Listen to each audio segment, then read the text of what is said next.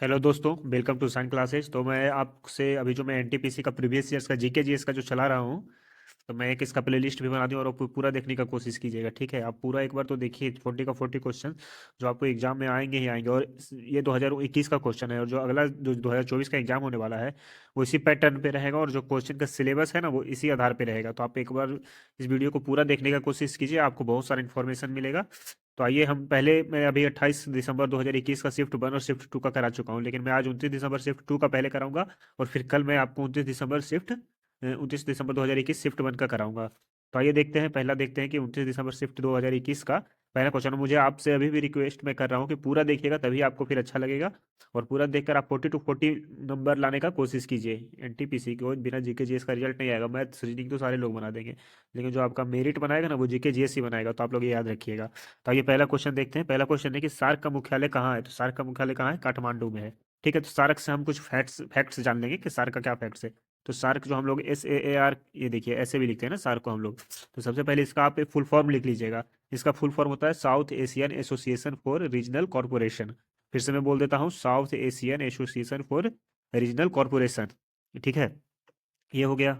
अच्छा, सात सार्क की जो स्थापना हुई थी वो कब हुई थी? तो सार्क की स्थापना 8 दिसंबर 1985 को, 8 दिसंबर 1985 को हुआ था सार्क का स्थापना। ठीक है, तो ये भी आपको ये पॉइंट याद रखना है। और अब नेक्स्ट हम लोग और इसके संबंधित, और इसमें टोटल कितने कंट्रीज है? तो टोटल 8 कंट्रीज है, ये याद रखिएगा। टोटल 8 कंट्रीज है। सार्क में टोटल 8 कंट्रीज है। ठीक है, टोटल 8 कंट्रीज है। और 8 कंट्रीज कौन कौन है तो वो भी मैं बता देता हूँ कि आठों जो देश है वो कौन कौन है। तो पहला अफगानिस्तान है, लिख लीजिएगा आप कहीं पे, नोट कर लीजिएगा ये सारा पॉइंट। अफगानिस्तान है, बांग्लादेश है, भूटान है, इंडिया है, मालदीव है, नेपाल है, पाकिस्तान है, श्रीलंका है।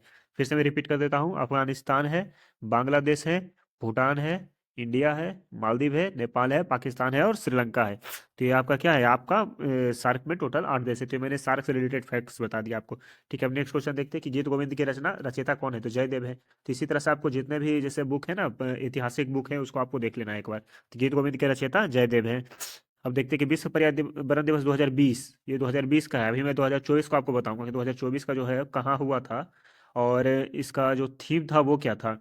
तो विश्व पर्यावरण दिवस 2024 जो है सऊदी अरबिया में हुआ था। और 5 जून को तो होता ही, आपको पता ही होगा कि 5 जून को वर्ल्ड पर्यावरण दिवस मनाया जाता है।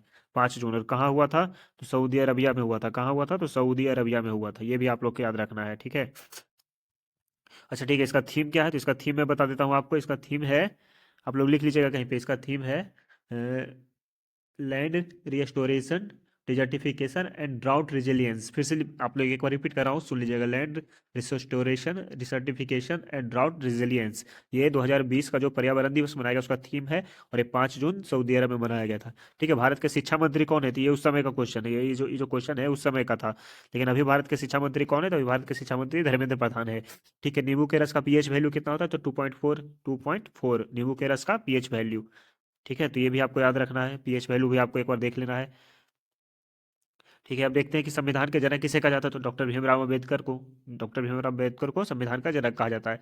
अच्छा, जो विमुद्रीकरण हुआ था, विमुद्रीकरण किसको कहते हैं? डिमोनेटाइजेशन, डिमोनेटाइजेशन हुआ था ना। तो उस समय भारत के आरबीआई का गवर्नर कौन थे? तो उर्जित पटेल थे। कौन थे? उर्जित पटेल थे। लेकिन अभी आरबीआई के गवर्नर कौन है? अभी आरबीआई के गवर्नर कौन है? तो अभी आरबीआई के गवर्नर चेंज हो गए हैं। अभी शक्तिकांत दास थे। लेकिन अभी 11 दिसंबर 2024 को संजय मल्होत्रा को भारत का आरबीआई के जो भारत का जो मेन बैंक है, जो आरबीआई है उसका अध्यक्ष घोषित किया गया, मतलब चेयरमैन बने हैं संजय मल्होत्रा आरबीआई के। ठीक है, और ये जो है 26th, ये भी याद रखिएगा कि जो संजय मल्होत्रा है वो 26th आरबीआई के गवर्नर है। तो ये पॉइंट पॉइंट भी आपको आ सकता है करंट अफेयर्स में। ये ध्यान में रखिएगा कि संजय मल्होत्रा भारत के 26वें गवर्नर बने हैं। ठीक है, अब नेक्स्ट क्वेश्चन देखते हैं। अरब सागर में गिरने वाली नदी कौन कौन सी है? तो सिंधु नदी है, नर्मदा नदी है, ताप्ती नदी है। देखिए 3 नदियों के बारे में दिया गया है, सिंधु नदी, नर्मदा नदी और ताप्ती नदी। ये कहाँ गिरती है? तो अरब सागर में गिरती है। अच्छा, इंटेल आई नाइन क्या है? इंटेल आई नाइन क्या है? माइक्रो प्रोसेसर है। ठीक है, माइक्रो प्रोसेसर है इंटेल आई नाइन। मैं आपको पहले ही बता चुका, कंप्यूटर से आएगा ही आएगा, 1 से 2 क्वेश्चन रहेगा ही रहेगा। तो आपको कंप्यूटर पे तो कमांड करना ही करना है, क्योंकि 2 क्वेश्चन 2 नंबर आपके लिए कितना इंपॉर्टेंट है ना, वो एग्जाम देने पर आपको पता चलेगा। अभी तो आपको नहीं पता चलेगा। अभी तो आपको इसको हल्के में अगर ले रहे होंगे तो आप, वो तो आपके ऊपर है, लेकिन जब एग्जाम आप दीजिएगा तब पता चलेगा कि 2 नंबर आपके लिए कितना इंपॉर्टेंट होता है। आईपीएल 2020 के विजेता, तो 2020 के विजेता मुंबई इंडियंस है, लेकिन 2024 के विजेता को आपको कमेंट में बताना है कि आईपीएल तो आप लोग क्रिकेट में इंटरेस्टेड रहते ही होंगे, क्योंकि भारत का जो सबसे ज़्यादा लोकप्रिय खेल क्या है, क्रिकेट ही है। तो आईपीएल 2020 के विजेता कौन है, तो मुंबई इंडियंस है।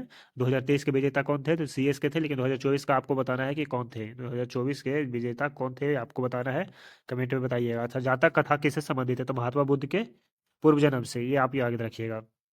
जातक जो है महात्मा बुद्ध के पूर्व जन्म से रिलेटेड है। ठीक है, पाइथन क्या है, पाइथन क्या है, तो पाइथन क्या है, तो पाइथन एक प्रोग्रामिंग भाषा है। पाइथन क्या है, एक प्रोग्रामिंग भाषा है। यहाँ पे देखिए, ये प्रोग्रामिंग भाषा है ना पाइथन। पाइथन क्या है, कंप्यूटर का एक प्रोग्रामिंग लैंग्वेज है। ठीक है, प्रोग्रामिंग लैंग्वेज है, ये आपको ध्यान में रखना है। अच्छा, कैबिनेट मिशन भारत कब आया था, तो कैबिनेट मिशन भारत 1946 में आया था, ये देखिए। दक्षिण पूर्व एशियाई देशों का संगठन, दक्षिण पूर्व एशियाई देशों किसको कहते हैं, एशियान। ठीक है, association of south Asian nation and countries, जो भी है इसका, ये देखिए, दक्षिण पूर्वी एशियाई राष्ट्रों का संगठन। इसमें टोटल कितने देश है, तो इसमें टोटल 10 देश हैं। और एशियाई एशियन का जो स्थापना हुआ था वो कब हुआ था, तो 1976 में हुआ था। एशियन जो है 1976 में हुआ था इसका स्थापना, ये आप याद रखिएगा। ठीक है, और एशियन का जो मुख्यालय हेडक्वार्टर है एशियन का, वो कहाँ है, तो जकार्ता में है। और जकार्ता कहाँ है, तो इंडोनेशिया में है। तो ये भी आपको याद रखना है कि दक्षिण पूर्वी एशियाई राष्ट्रों का संगठन जो आसियान के नाम से जानता है, उसका स्थापना 1976 में, और उसका मुख्यालय कहाँ है, तो जकार्ता में, जकार्ता में था। ठीक है, ये आपको याद रखना है। अच्छा ठीक है, अब ये नेक्स्ट क्वेश्चन देख लेते हैं कि भारत में कुल हाई कोर्ट कितने हैं, तो 25 है। भारत में जो कुल हाई कोर्ट की संख्या कितनी है, भारत का जो मेन हाई कोर्ट का जो सुप्रीम कोर्ट है, वहाँ भी हाई कोर्ट है ना, एक दिल्ली में भी हाई कोर्ट है। तो भारत का जो टोटल हाई कोर्ट की संख्या है तो 25 है, और एक सुप्रीम कोर्ट है। ठीक है, पहला हाई कोर्ट कौन था, तो कलकत्ता में 1862 में बना था। कलकत्ता हाई कोर्ट 1861-62 में बना था, ये भी आपको पॉइंट याद रखना है। अच्छा, इसरो ने 15 फरवरी 2017 को कितने लॉन्च किए थे, तो 104 लॉन्च किए थे 2017 के हिसाब से, करंट अफेयर से। फिर भी आप एक बार ध्यान में इसको रखिएगा। ठीक है, भारत की सबसे लंबी सड़क कौन सी है, तो चेनानी नासरी सुरंग, जो जम्मू कश्मीर में है। भारत की जो सबसे लंबी सुरंग है चेनानी, ये तो बहुत ही क्वेश्चन रिपीटेड होता है, बहुत बार, बहुत एग्जाम में आ चुका है ये क्वेश्चन।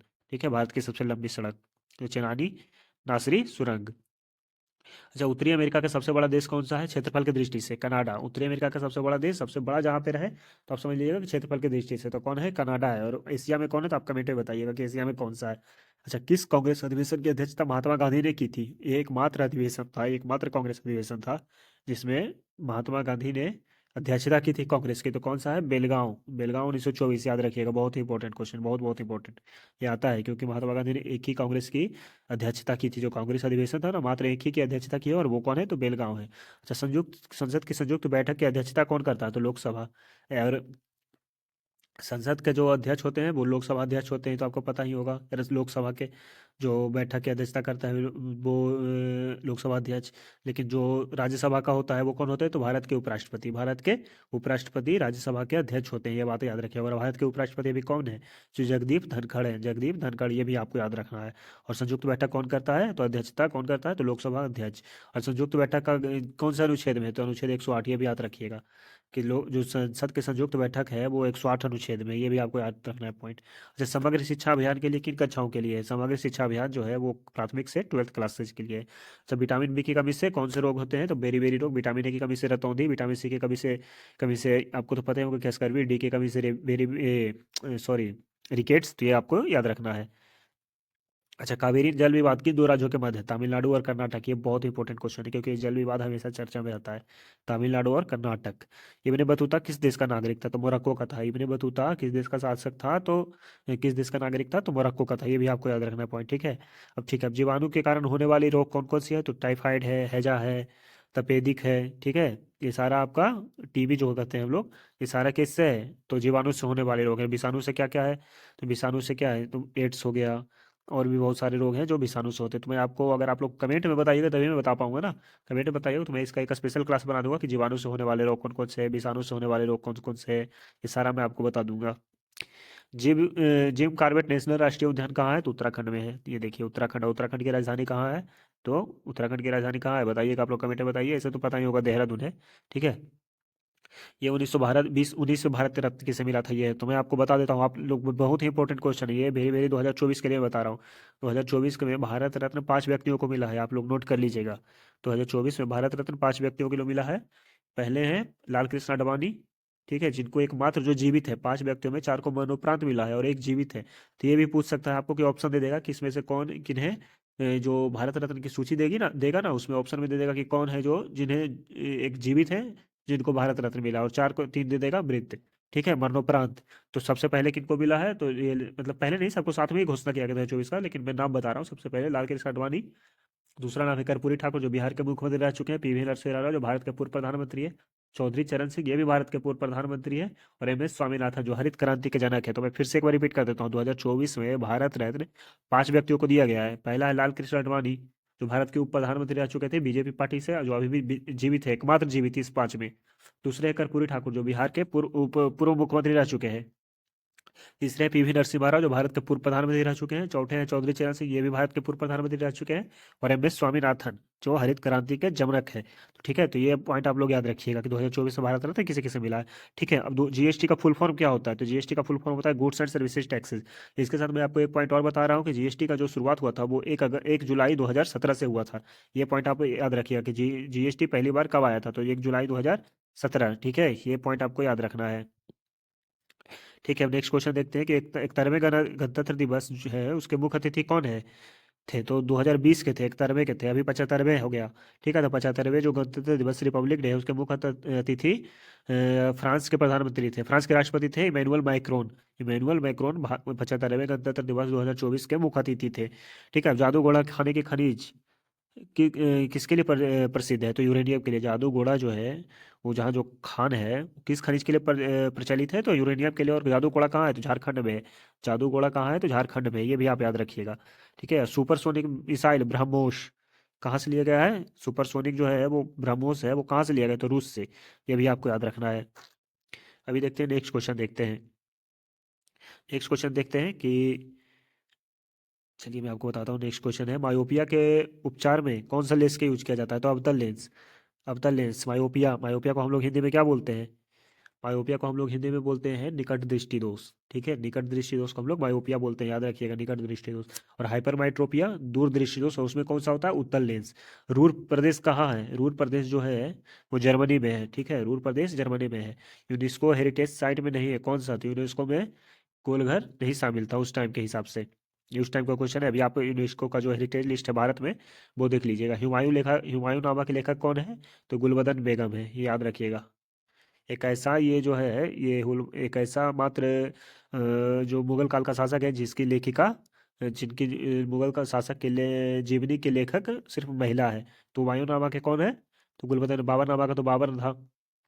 ठीक है, अकबरनामा का अबुल फजल। तो ये सारा आपको याद रखना है।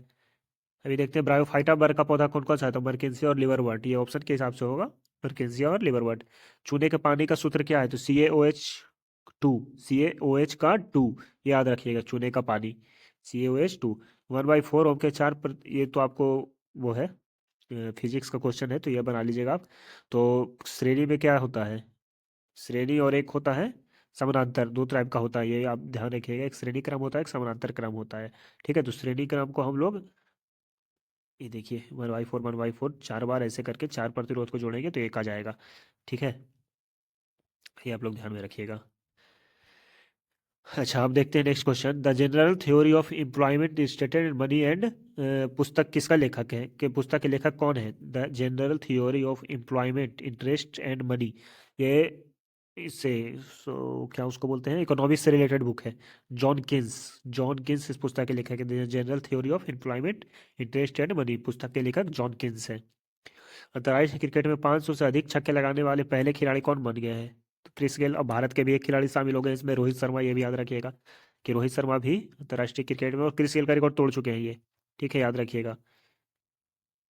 तो ये था आपका 29 दिसंबर 29 दिसंबर का शिफ्ट 2 का क्वेश्चन। ठीक है, सारा GK GS का क्वेश्चन। अगर आपको अच्छा लगे तो शेयर कीजिएगा, लाइक कीजिएगा और सब्सक्राइब कीजिएगा, और सपोर्ट कीजिए ताकि मैं आपसे और अच्छा क्वालिटी वाला वीडियो और अच्छा कंटेंट वाला वीडियो ला सकूं, जो आपके RRB NTPC और चाहे जो भी हो, जो भी जिसमें GK GS होता है वो आपको हेल्प करेगा। ठीक है, तो ये आप लोग याद रखिएगा, GK GS के बिना आजकल कोई एग्जाम ही पॉसिबल नहीं है।